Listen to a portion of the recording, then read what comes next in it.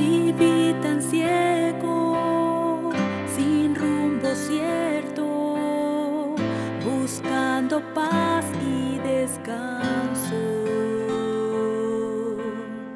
siempre intentando por tantos medios justificar mis faltas, mas al clamar mis ojos abrí y al mirar la cruz yo entiendo el amor derramado allí por mí,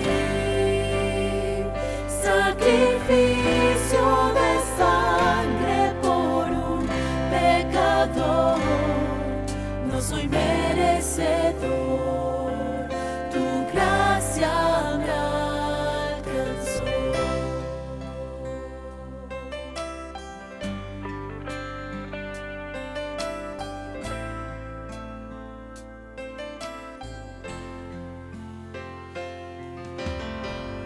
Y al ver tu gloria en aquel día, me alegraré, oh buen Señor. Tocaré las marcas de victoria. Vencido fue el pecado.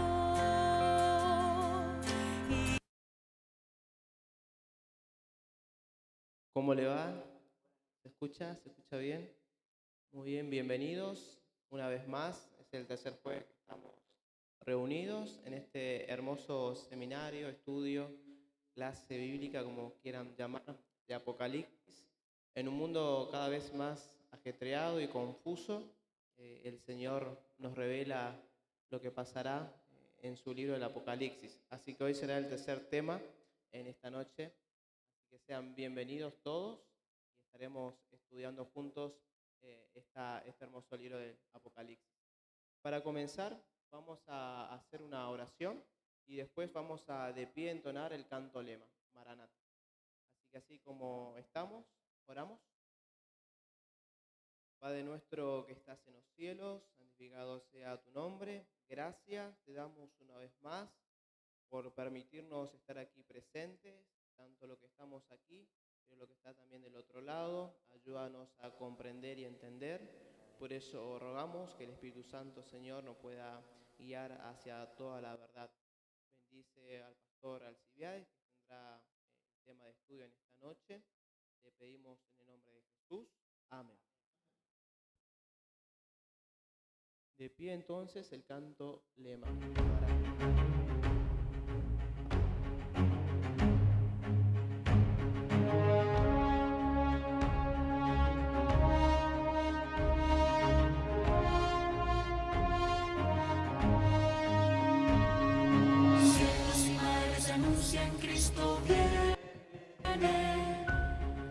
Nuestra esperanza al fin se consumará. Pronto vendrá, pronto vendrá, pronto vendrá. Qué glorioso encuentro.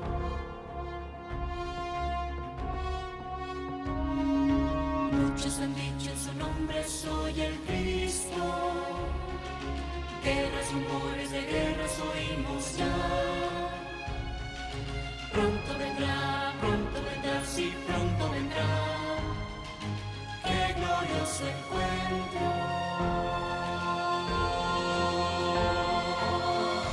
Maranatha, Cristo viene por su pueblo que fielmente le espero. Maranatha, Cristo viene, falta poco para nuestra redención. Maranatha, qué glorioso encuentro.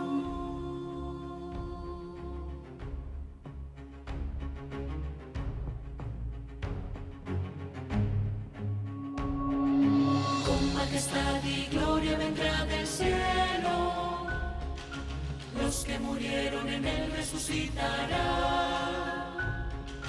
Pronto vendrá, no tardará, él volverá. Pronto le veremos.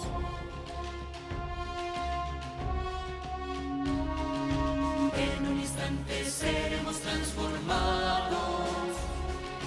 Nuestro vestido será de inmortalidad. Pronto vendrá, sí, pronto vendrá. ¡Qué glorioso encuentro! Maranatha, Cristo viene, por su pueblo que fielmente le esperó. Maranatha, Cristo viene, falta poco para nuestra redención. Maranatha, qué glorioso encuentro.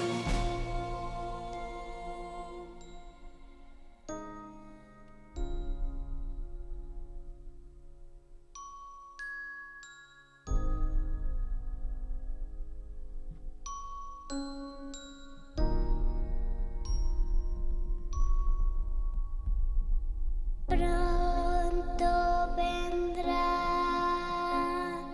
pronto vendrá, pronto Jesús volverá. Pronto vendrá, pronto vendrá, pronto Jesús volverá. Maranatha, pronto vendrá. Cristo pronto vendrá. Pronto Jesús volverá. Maranatha,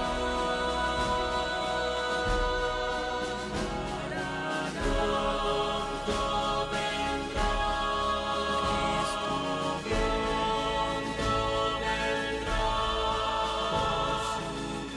Pronto Jesús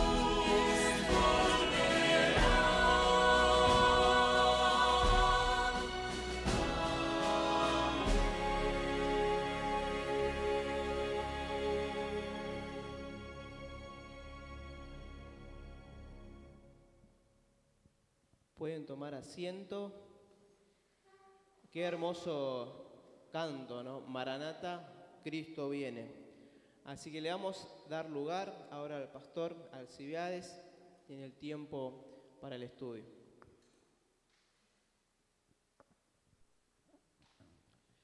Gracias, Efraín. Buenas noches a todos.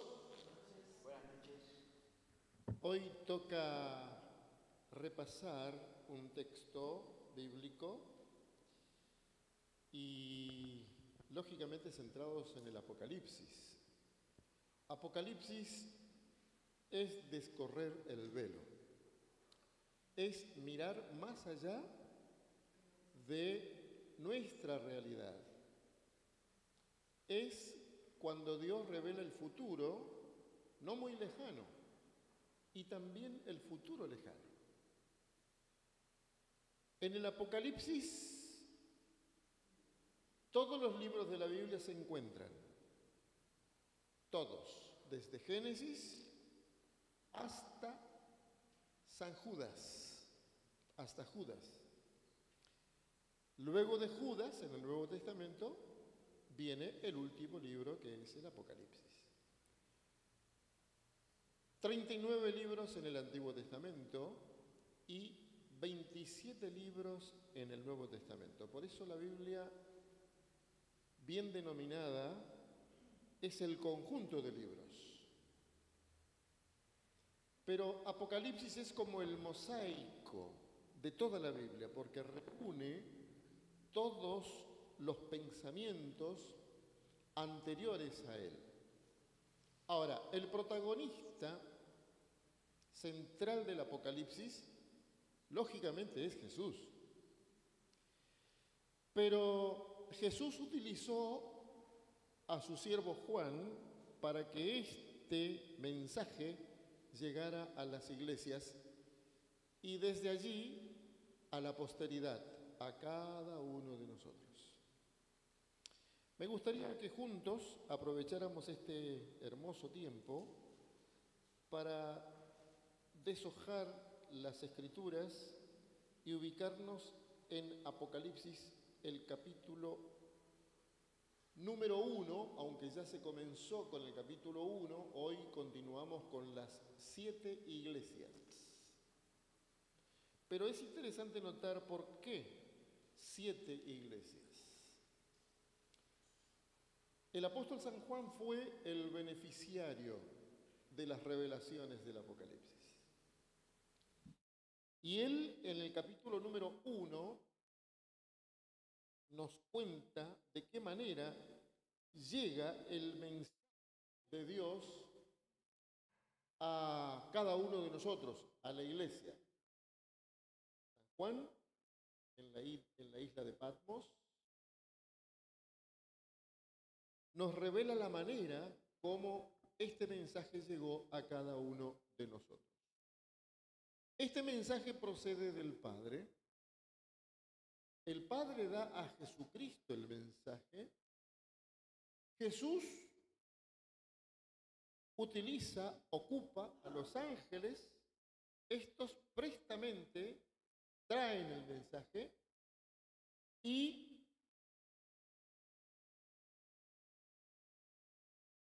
luego el mensaje es dado a las iglesias. Es interesante notar que el Apocalipsis presenta la triada de los 7. 7 iglesias, 7 sellos, 7 trompetas y concluye con las 7 plagas,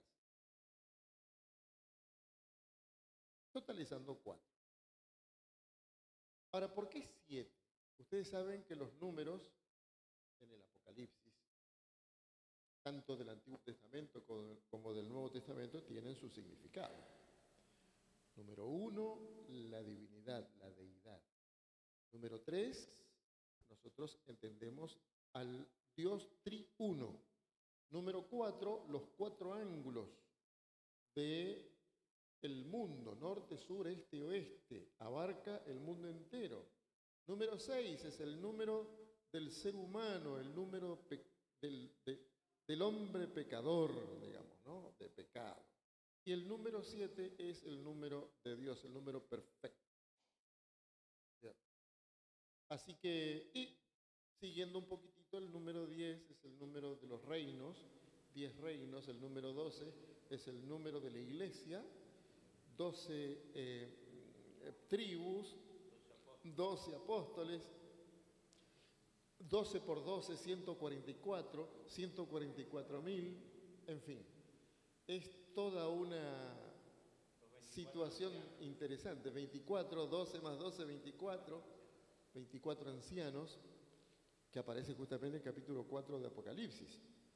Pero bueno, es lo que realmente hace fantástico el estudio del Apocalipsis. Y en el versículo número 9 de Apocalipsis, el apóstol San Juan dice: yo, Juan, vuestro hermano y compañero en la tribulación, en el reino y en la perseverancia de Jesucristo, estaba en la isla llamada Patmos. ¿Por qué razón? ¿Por qué causa? Por causa de la palabra de Dios y del testimonio de Jesucristo. O sea, San Juan no es que tomó un crucero y bueno, dice voy a pasar las vacaciones en la isla de Patmos. No. Fue llevado pese a lo que él no quería, a causa de ser cristiano. Acuérdense que estamos ubicados en una época muy difícil para la iglesia cristiana. La iglesia cristiana era una iglesia perseguida, tanto por los judíos de aquel entonces como por el poder político romano. Y entonces los cristianos sufrían esa persecución. Y lógicamente le tocó a San Juan vivir esa experiencia. Pero Dios, en medio de toda esa confusión mundial de aquel entonces, revela su mensaje a este hijo, su discípulo amado, de Patmos. Dios ordenó escribir la revelación. Y Dios le dijo varias veces, escribe en un libro lo que ves. ¿Y qué? Y envíalo. Escribe y envíalo a las iglesias. Ya en aquel entonces existían las 7 iglesias, un poco más de 7, pero el Señor eligió 7 iglesias. Escribe las cosas que has visto y las que han de ser después de estas. Por eso les decía en un principio la revelación del Señor de los acontecimientos del porvenir, de aquí en adelante y del más allá. Interesante. Y de las que han de venir. Bueno, los capítulos números 2 y 3 de Apocalipsis presentan nombres de las iglesias con sus características. Yo esta noche voy a mencionar un poquitito los tiempos y las épocas que marcan estas iglesias, pero por otro lado me voy a detener un poco en las promesas que el Señor les da a cada una de sus iglesias. En el tiempo. ¿Está? Así como las 7 iglesias abarcan un periodo de tiempo, proféticamente hablando, también los 7 sellos, paralelamente a las iglesias, abarcan casi o prácticamente el mismo periodo de tiempo. Desde el inicio de la iglesia cristiana primitiva, desde el momento cuando el Señor organiza a su iglesia, hasta la segunda venida. Hasta ese momento se cuenta profética e históricamente el estadio de las 7 iglesias y también de los 7 sellos del Apocalipsis, que lo van a estudiar seguramente un poco más adelante. Bueno, por eso allí aparecen las 7 iglesias históricas. Vamos a ir viendo las iglesias y cuál es el significado de cada nombre y del por qué este significado y de la época en que aparece. ¿Está bien? La primera iglesia que aparece en el Apocalipsis, capítulo número 2, es la iglesia de Éfeso. Y los textos de esta iglesia van desde el versículo número 1 hasta el versículo número 7 del capítulo 2 de Apocalipsis. No tenemos todo el tiempo hoy para leerlos, pero Éfeso, traducido al castellano, significa deseable. O sea, era el deseo de Dios que su iglesia fuera como Éfeso, en un principio. Solamente que hubo alguna cuestión allí donde Dios dice, lamentablemente pasó esto. Pero eso lo vamos a estudiar un poco más profundamente más adelante. La siguiente iglesia es la iglesia de Esmirna. La iglesia de Esmirna tiene un significado que significa mirra u olor fragante. ¡Ah, qué hermoso olor! La iglesia de Esmirna. La segunda iglesia. Y abarca desde los versículos 8 hasta el 11 de Apocalipsis 2. La tercera iglesia es la iglesia de Pérgamo, cuyo significado es un lugar elevado, una ciudad elevada, ubicada allí en lo alto. Los textos en los que aparece Pérgamo, va desde el versículo número 12 hasta el 17. Luego, la cuarta iglesia, Teatira, que significa amor y trabajo, va desde los versículos 18 hasta el 29. Esta es una de los mensajes un poco más largos. La iglesia de Tiatira. Luego viene la quinta iglesia, que es Sardis, cuyo significado es gozo. Sardis comienza con el capítulo número 3, o el capítulo número 3 de Apocalipsis inicia con la iglesia de Sardis, que va desde los versículos números 1 hasta el 6. Luego viene la sexta iglesia, que es la iglesia de Filadelfia, cuyo significado es amor fraternal. Y va desde los versículos 7 hasta el 13 de Apocalipsis 3. La séptima y última iglesia culmina con la Odisea, cuyo significado es el pueblo del juicio o el juicio al pueblo.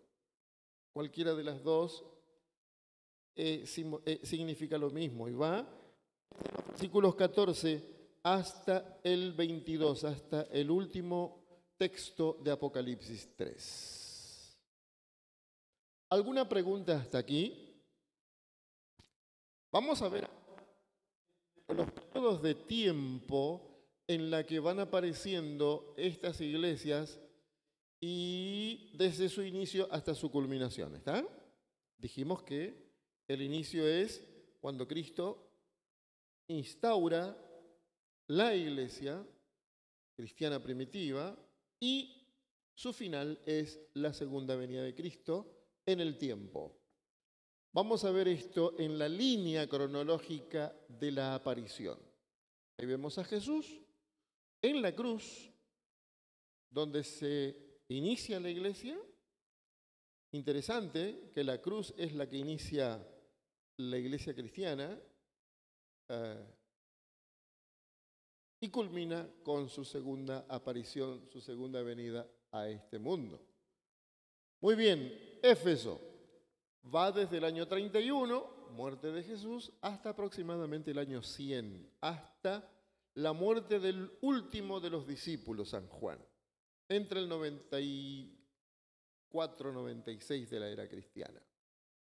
Se coloca un número completo como el 100, como para que nos demos cuenta hasta dónde abarca este espacio de tiempo de la iglesia cristiana primitiva. Esta iglesia es llamada la iglesia apostólica, porque fueron los apóstoles las que la guiaban, las dirigían, la sustentaban. La siguiente es la iglesia de Esmirna, que va desde el año 100 hasta el año 313. ¿Por qué 313? Porque es la segunda fase de la iglesia perseguida, la iglesia de las catacumbas, la iglesia de los mártires. Año 313 porque allí el emperador Constantino edicta o dicta el primer documento dando libertad religiosa a todos los cristianos. Antes no, era una secta prohibida por el imperio. Ahora salen a la libertad y comienza la etapa o la historia del césaropapismo, donde el César se constituye en el papá de la iglesia, el jefe supremo, el jefe de la iglesia, es el que direccionaba los destinos de la iglesia cristiana. Constantino fue uno de ellos. Él ubicó obispos, ancianos en las iglesias a su antojo. Y comenzaron a surgir las iglesias, grandes catedrales, los grandes templos, porque los cristianos comenzaron a salir de las catacumbas, de sus lugares de escondites, y todos los que quisieran ser cristianos eran abrazados. Y cualquiera pues quería ser cristiano, y entonces no había lugar para ellos, y tenían que hacerse muchos templos para dar cabida a todos. La expansión de la iglesia cristiana desde ese momento en adelante. Pero surgieron algunos problemas a partir de allí, porque viene la tercera parte de la iglesia de Pérgamo, que va desde el año 313 hasta el año 538. ¿Por qué 538? Porque allí el papado recibe todo el poder político-religioso del Imperio Romano. Lógico, la iglesia cristiana, de haber sido perseguida en la segunda etapa de la iglesia, en la iglesia de Esmirna, ahora la iglesia cristiana llega a ser la que persigue a la iglesia. Interesante. Los mismos cristianos persiguen a los cristianos. ¿A quiénes? A los que querían ser fieles al Señor. ¿Por qué? Porque ya a esa altura de la historia, las escrituras fueron totalmente trastocadas. Se dejó de lado las doctrinas bíblicas y comenzóse a introducir ciertas doctrinas espurias o fuera del contexto de las enseñanzas de los apóstoles y de los profetas. A partir de allí, ya por ejemplo, el sábado era un día proscripto, ya no se guardaba porque había sido secundado o se había introducido el domingo como día de reposo. A partir del año 321, con Constantino ya el domingo fue introducido paulatinamente hasta que los cristianos fueron dejando el sábado bíblico y abrazaron el primer día de la semana, domingo, como día de culto. Eso luego se estableció como ley en la iglesia cristiana, católica, luego apostólica, luego romana. Nunca la iglesia fue romana desde el principio, siempre fueron cristianos, luego cristianos apostólicos. ¿Romano desde qué momento? Desde el año 538 en adelante. ¿Por qué? Porque el poder político de Roma se traslada de la capital de Roma ya con Constantino en el año 333 a Constantinopla. Desde Constantinopla, Constantino dirige el imperio políticamente hablando. Roma quedó como un centro, grande centro, que luego después la iglesia la toma como cabeza o como capital de la iglesia cristiana. Y a partir del 538 la iglesia llegó a constituirse como iglesia cristiana, apostólica y romana. Antes no lo fue, no lo era. Luego viene la cuarta iglesia, Tiatira, que va desde el año 538 hasta el año 1517. ¿Por qué 1517? ¿Por qué tanto tiempo desde el año 538 hasta el 1500? Son 1000 años. Esta es la etapa del oscurantismo. ¿Por qué oscurantismo? Porque la Biblia fue dejada de lado. Todo aquel que tenía en sus manos y las leía, sopesaba sobre ella la muerte directamente. Eran perseguidos y eran muertos. Los que cantaban un himno cristiano eran perseguidos y muertos. Esta es la era de la persecución, la era oscura del cristianismo, donde lamentablemente las verdades de la palabra del Señor fueron totalmente, ¿cómo es? Enterradas, fueron sepultadas. No aparecía en el contexto cristiano el estudio de la Biblia. La Biblia era un libro totalmente prohibido, nadie la podía leer. ¿Y por qué 1517? 1000 años. 538 hasta el año, casi 1000 años. En el año 1517 surge en Europa el protestantismo, que en realidad no se lo llamó en principio protestantes.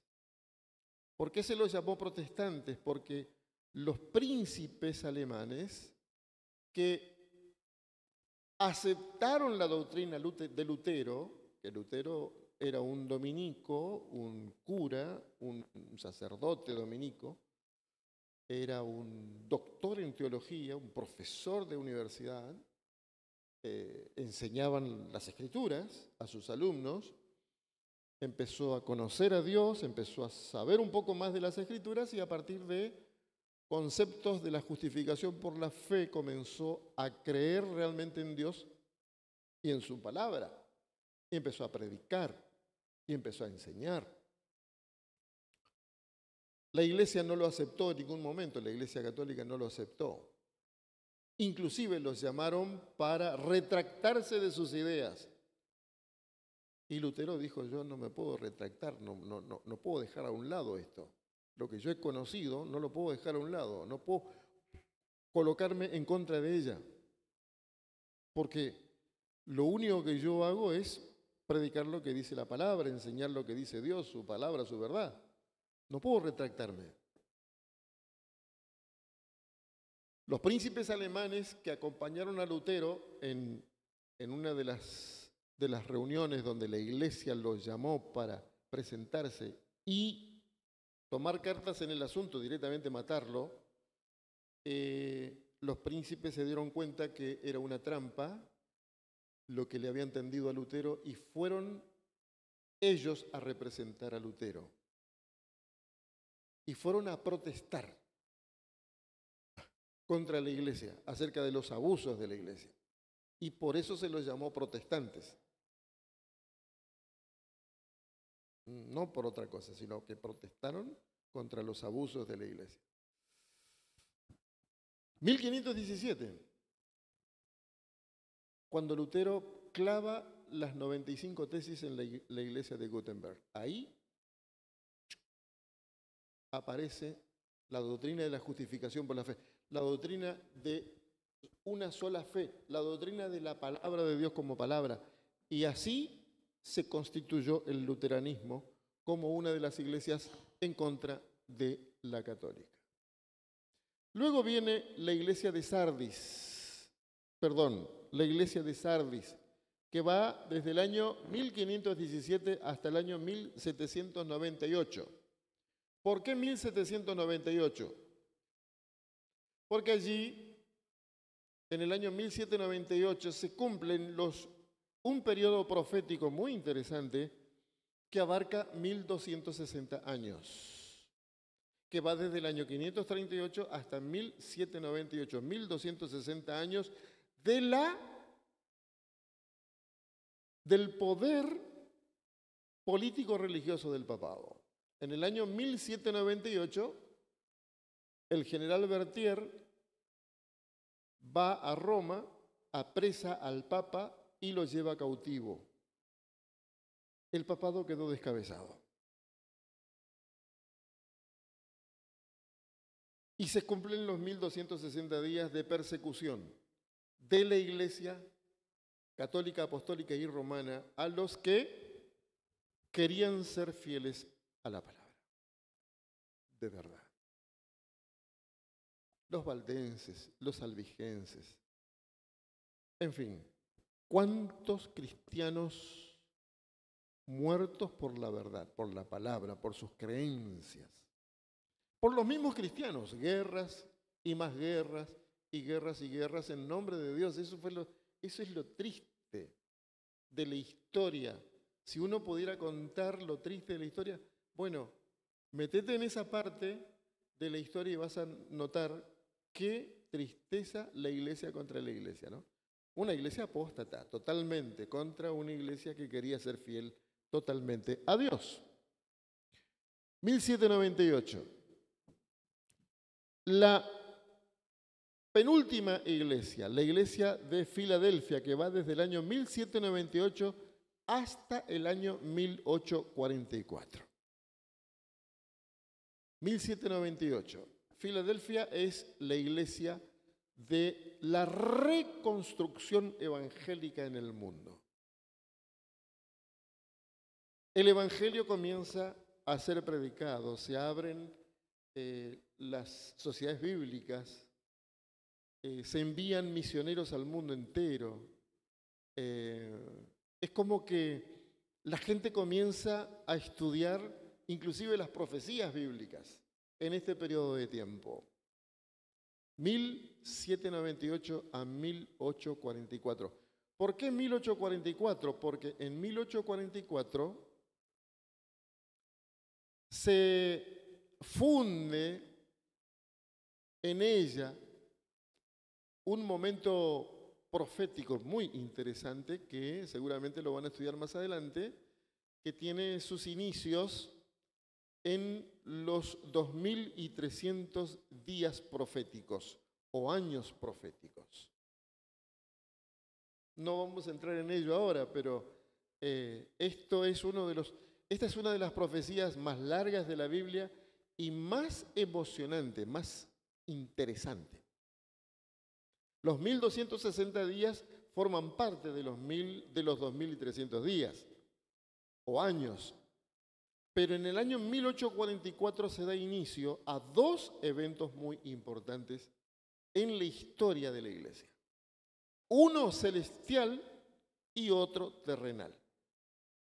El celestial, el inicio del juicio investigador en los cielos. Jesús pasa del lugar santo al santísimo para iniciar el juicio investigador. Y en esta tierra, ¿qué cosa? El resurgimiento de las verdades que fueron echadas por tierra durante 1260 años.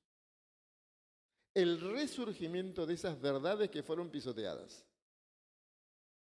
Interesante.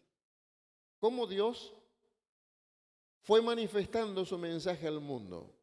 En pocas palabras. Sin embargo, la historia testifica de esta verdad. Así que en 1844 comienza la última etapa de la iglesia que se llama la Odisea. ¿Cuál es el significado de la Odisea? ¿El pueblo del juicio o el juicio del pueblo? ¿Por qué? Porque a nivel celestial se inicia el juicio investigador en favor de los hijos fieles del Señor desde Abel en adelante. Son juzgados todos aquellos que alguna vez conocieron a Dios. ¿Ya ven? Muy bien. Cristo es el encargado de conducir a su iglesia. Éfeso, año 31, es la iglesia apostólica, la pureza de las doctrinas. Esmirna, época de la persecución, época de sangre. Pérgamo, época de compromiso con el imperio. La iglesia le toma la mano al imperio, el imperio le toma la mano a la iglesia. Tiatira, época de la persecución, surgimiento del cuerno pequeño. Sardis, reformas, comienza la reforma, comienza el protestantismo. Filadelfia, el amor fraternal, la iglesia se expande al mundo entero. Y la Odisea, la fase final de la iglesia, desde el año 1844 en adelante, hasta la segunda venida. No existe una octava iglesia. Aquel que pretende formar una nueva iglesia a partir de esta, está totalmente equivocado. O el que quiere formar otra denominación por allí, váyase, forme, pero la séptima es la Odisea y es la última. Lamentablemente, no es una de las mejores, pero es la iglesia. Es la iglesia del Señor que lo ama, de todo corazón. Me quiero ubicar solo en las promesas para terminar el tema de la noche. Las promesas que el Señor Jesús deja a cada etapa de la iglesia y a cada uno de sus hijos a lo largo de los tiempos. A Éfeso le deja esta promesa. ¿Quieren leerlos? Vamos a leer. Al vencedor le daré a comer del árbol de la vida que está en medio del paraíso de Dios. ¿Qué promesa es esta? ¿Qué dice la iglesia? ¿Quisieran?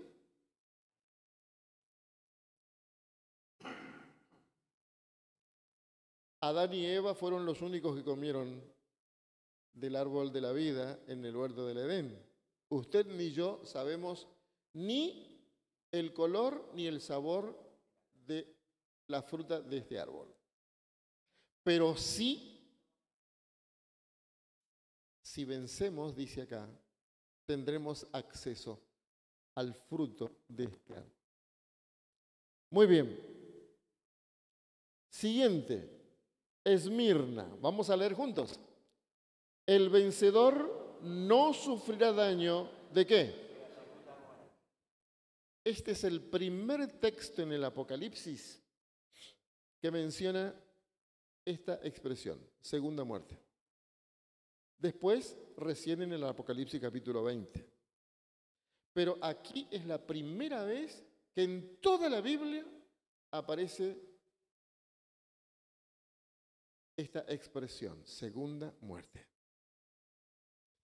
Y tiene toda una verdad esto, centrado en la cruz del Calvario, lógicamente. Pero la segunda muerte no es otra cosa que la muerte eterna. Es la muerte del nunca más. Es como que no existís. Se acabó. No más. Nunca más.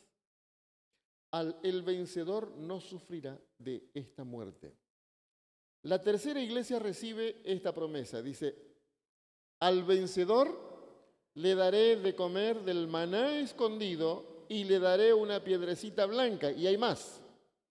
Y en la piedrecita un nombre nuevo escrito, el cual nadie conoce sino el que lo recibe. Una piedrecita blanca. ¿Nos gustan las piedrecitas? A veces cuando vamos a la vera de un arroyo, de un río o del mar, encontramos algunas piedras por ahí, nos llama la atención las piedras y las juntamos. Mis hijos hacían así cuando iban. Después de varias mudanzas, esas piedras fueron botadas. Pero hasta no hace mucho tiempo teníamos piedras en casa. Piedrecita blanca. Bien, la promesa de Tiatira, la cuarta iglesia. ¿Qué dice la promesa? ¿Quieren leerlo junto conmigo? Al vencedor que guarde mis obras hasta el fin, yo le daré autoridad sobre las naciones. Qué bueno. Esa autoridad que Adán y Eva perdieron en el Edén será restaurada para los salvos. Durante toda la eternidad y en torno al universo. Esa autoridad perdida se restaura. Aquí tenemos la promesa a Sardis. El vencedor será vestido de vestiduras blancas y no borraré su nombre del libro de la vida. El árbol de la vida y el libro de la vida.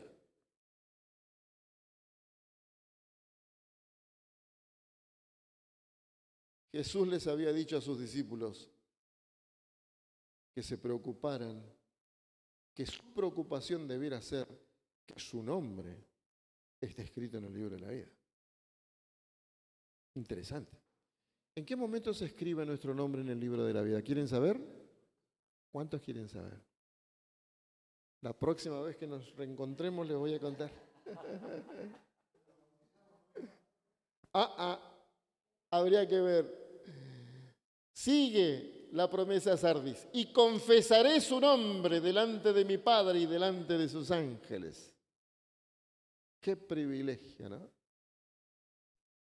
Pasó la historia. Ahora viene Filadelfia, la penúltima iglesia.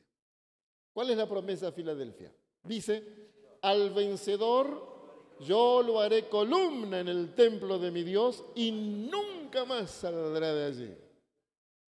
Columna en el templo de mi Dios y nunca más saldrá de allí.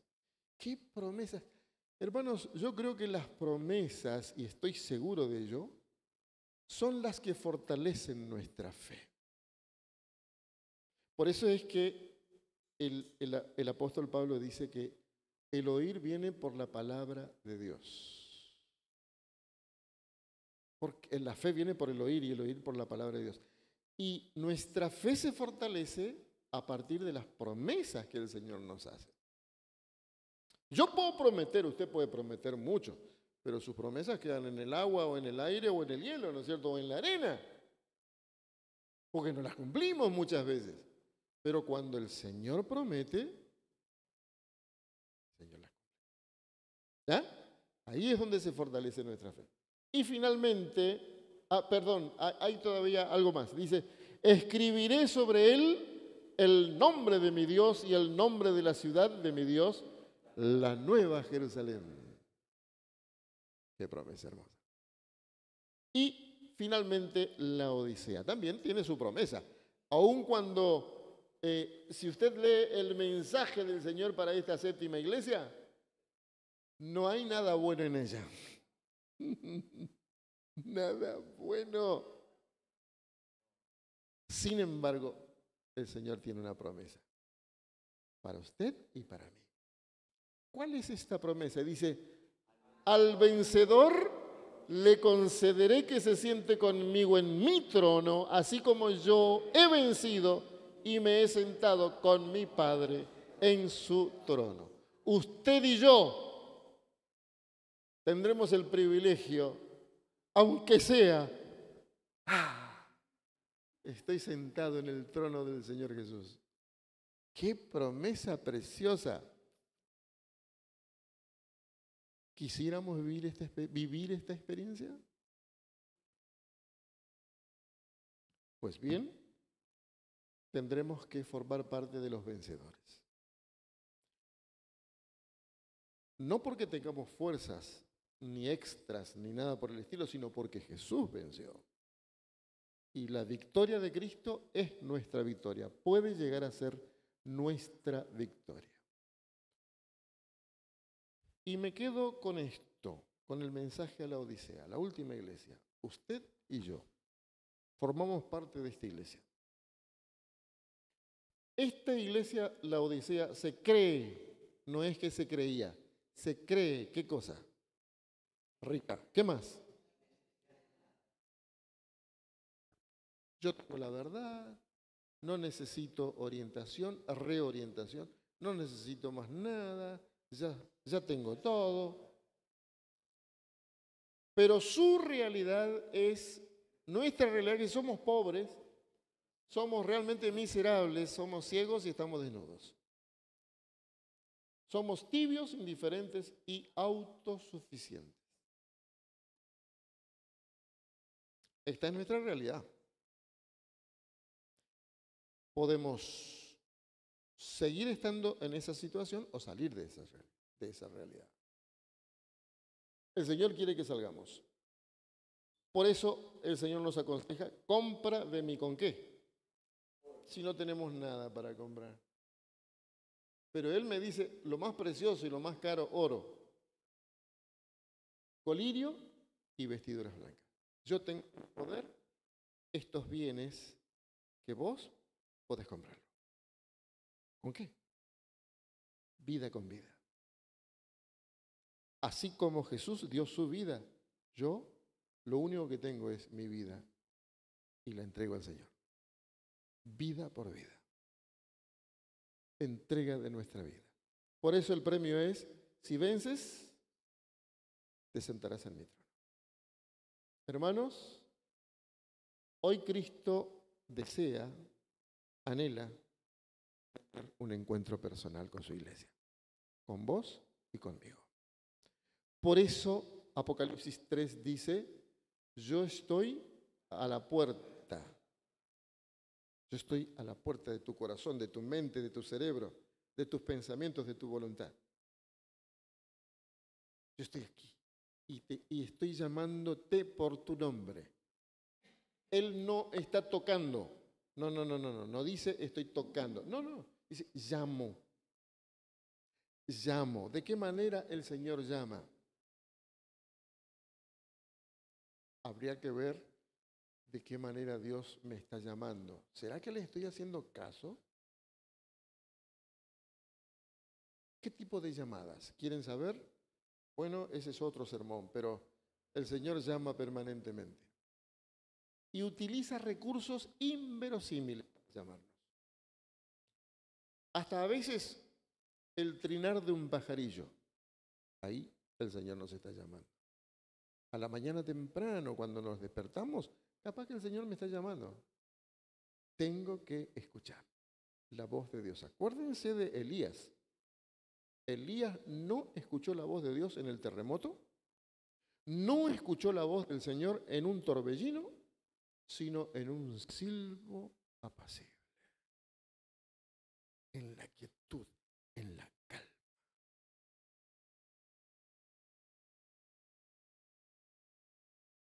Si oímos su voz, dice el Señor, entonces entraré a Él, cenaré con Él y lógicamente Él conmigo. Un encuentro personal, íntimo, un encuentro entre ambos, Él y yo, nada más y nadie más. Hermanos, es verdad que necesitamos unos de otros, ¿no? Y tenemos que orar unos por otros. Pero llegan momentos cuando yo estoy solo, no tengo a nadie, ni a la esposa más amada y cercana a mí no está a mi lado. Y estoy solo. Y allí es cuando me tengo que encontrar con el Señor. Él está conmigo. Y aquí yo estoy con vosotros todos los días hasta el fin del mundo. Jesús a mi lado. Queremos esta noche darle a Él la oportunidad que tome nuestro ser, nuestro corazón, nuestra vida, nuestra mente, nuestro cerebro, nuestra voluntad. ¿Querés que Jesús tome tu mente hoy, ahora? Esto es lo que el Señor quiere en todo y en cada momento de nuestras vidas. No cada sábado, en todo momento. Esta es la realidad que Dios quiere que vivamos con su Hijo Jesucristo. Porque Él pronto viene. Y no existe otra iglesia. Esta es la séptima y última iglesia que espera a Jesús volver pronto. Diga nuestras vidas.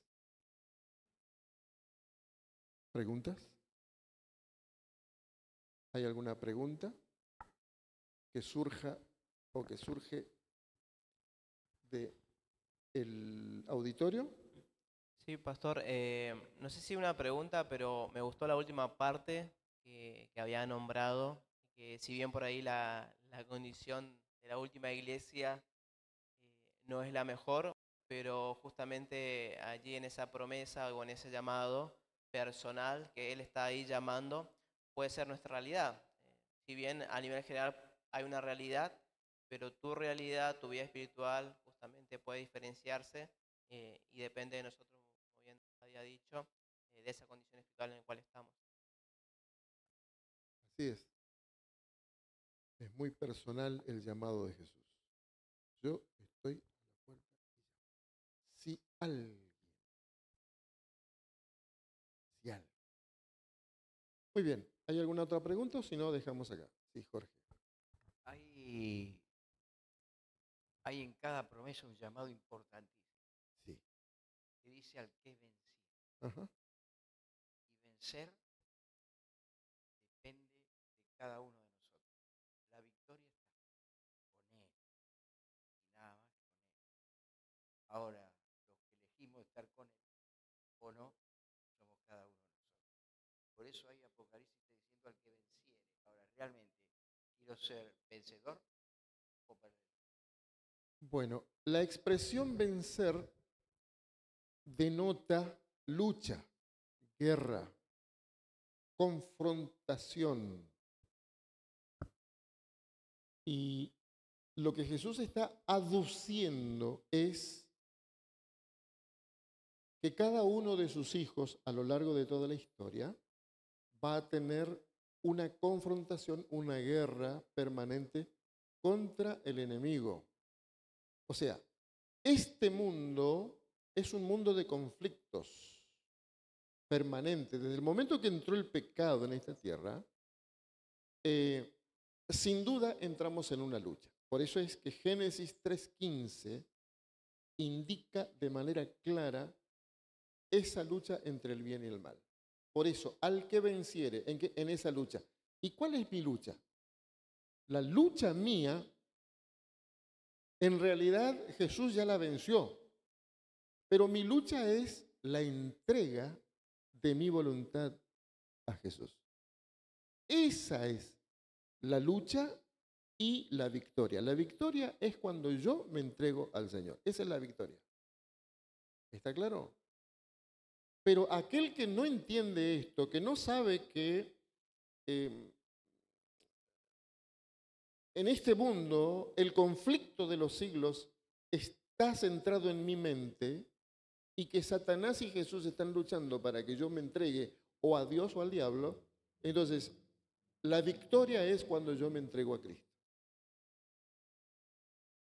¿Por qué? Porque Cristo venció. ¿Por qué venció Jesús? Porque Él se entregó a su Padre. Recuerden a Getsemaní. Padre, si es posible, pase de mí esta copa. ¿Y cuántas veces lo hizo? Lo dijo.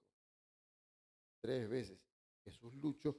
La lucha de Cristo de tomar una decisión por entregar su voluntad al Padre fue tremenda. Y en el Getsemaní es donde Cristo vence al diablo. Esa victoria es la nuestra si yo me apropio de ella en esta lucha, en este conflicto de los siglos. Estamos en permanente lucha acá. Y la victoria es cuando yo entrego mi voluntad al Señor. Esa es la victoria. Muy bien. ¿Alguna otra pregunta? Si no, damos por cerrado el programa de esta noche, o por lo menos el tema de la noche. ¿Quedó claro? ¿Quieren que vuelva a repetir el tema o está bien ahí? Muy bien, muchas gracias. El Señor los bendiga. Muy bien, agradecemos al pastor Alcibiades por este hermoso tema, capítulo número 2 y 3 del Apocalipsis, mensaje a las 7 iglesias. Invitamos para el próximo jueves también que puedan seguir viniendo, asistiendo. Seguiremos estudiando las hermosas promesas y advertencias también del libro del Apocalipsis. Así que de pie vamos a hacer la última oración y nos despedimos con el canto lema Maranata.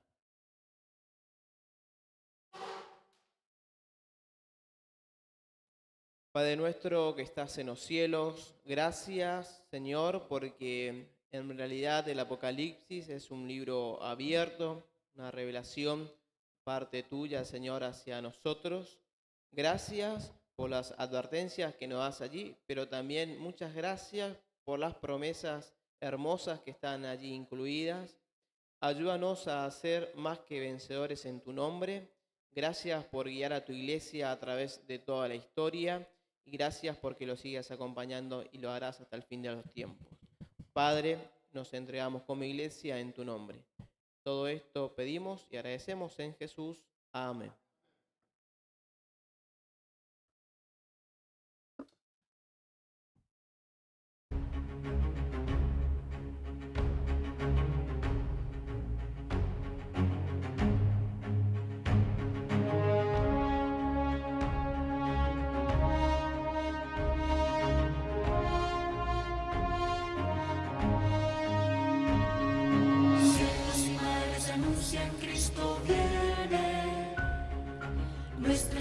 Al fin se consumará.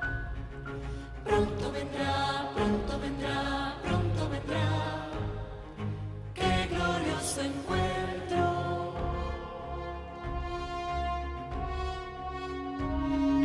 Muchos han dicho en su nombre soy el Cristo.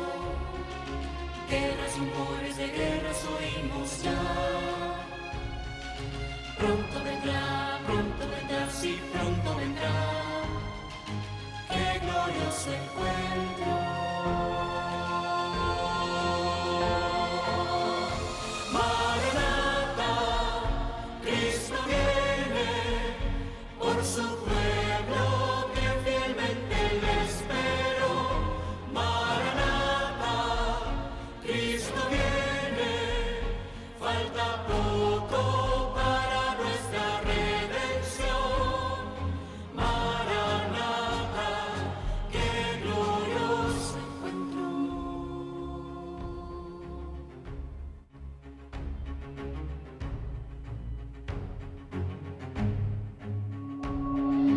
Con majestad y gloria vendrá del cielo, los que murieron en él resucitará. Pronto vendrá, no tardará, él volverá, pronto le veremos.